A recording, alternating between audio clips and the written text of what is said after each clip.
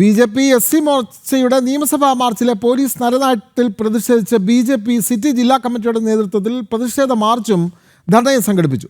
സെക്രട്ടേറിയറ്റിന് മുന്നിലെ ധർണ BJP. City ജില്ലാ പ്രസിഡന്റ് കരമന ജയൻ ഉദ്ഘാടനം ചെയ്തു.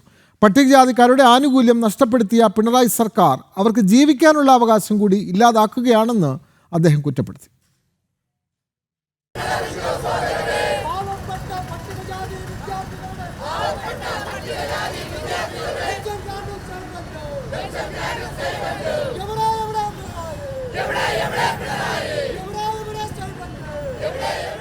എസ്.സി. മോർച്ചയുടെ നിയമസഭാ മാർച്ചിൽ പോലീസ് ജലപരിക്ക് പ്രയോഗത്തിൽ വനിതാ പ്രവർത്തകയ്ക്ക് പരിക്കേറ്റതിൽ പ്രതിഷേധിച്ചാണ് ബി.ജെ.പി. സിറ്റി ജില്ലാ കമ്മിറ്റിയുടെ നേതൃത്വത്തിൽ മാർച്ചും ധർണയും സംഘടിപ്പിച്ചത്.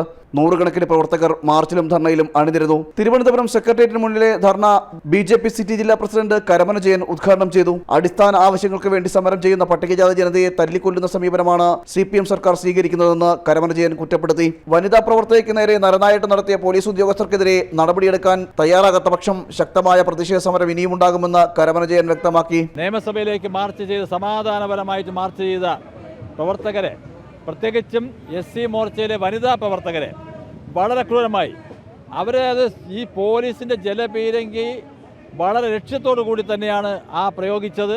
അതിൻ്റെ അടിസ്ഥാനത്തിൽ തന്നെ 2-3 വനിതാ നേതാക്കന്മാർ, പ്രവർത്തകർ അത് വളരെ ശക്തമായി താഴോട്ട് നിലംപതിച്ച് വീണു.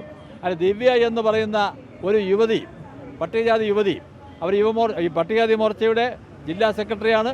ആ യുവതിയുടെ നട്ടെല്ല് കാര്യമായിട്ടുള്ള ക്ഷതമേറ്റ് 3 മാസം ഒരേ കിടപ്പിൽ കിടക്കേണ്ട ഒരു സാഹചര്യത്തിലേക്കാണ് വന്നിരിക്കുന്നത്. ഈ അടുത്ത കാലത്തൊന്നും ഉണ്ടാകാത്ത രീതിയിലുള്ള വളരെ ക്രൂരമായിട്ടുള്ള ആക്രമണമാണ് പോലീസിന്റെ ഭാഗത്തുനിന്നുണ്ടായത്. കൂടാതെ പിണറായി സർക്കാരിന്റെ പട്ടികജാതി ജനവിരുദ്ധതയ്ക്കെതിരെ കേന്ദ്ര പട്ടികജാതി കമ്മീഷനെ സമീപിക്കാനാണ് ബി.ജെ.പിയുടെ തീരുമാനം. നീതിക്കായി ഏതറ്റം വരെ പോകാനും ബി.ജെ.പി തയ്യാറാണെന്നും കരമന ജയൻ പറഞ്ഞു. മാന്യമായിട്ട് ഇവിടെ സമരം ചെയ്യുന്ന, ധാർമ്മികമായി സമരം ചെയ്യുന്നവർക്ക് സംരക്ഷണം കിട്ടിയേ പറ്റൂ. ഈ ക്രൂരമായ ആക്രമണം ചെയ്തിട്ടുള്ള പോലീസ് ഉദ്യോഗസ്ഥന്മാർക്കെതിരെ ശക്തമായ നടപടികൾ എടുക്കണം. നടപടികൾ എടുത്തില്ല എന്നുണ്ടെങ്കിൽ സമരം ഇവിടെ അവസാനിക്കുന്നില്ല. പട്ടികജാതി ദേശീയ കമ്മീഷന്റെ മുമ്പിൽ ഞങ്ങൾ പരാതി കൊടുക്കാൻ പോകുന്നു.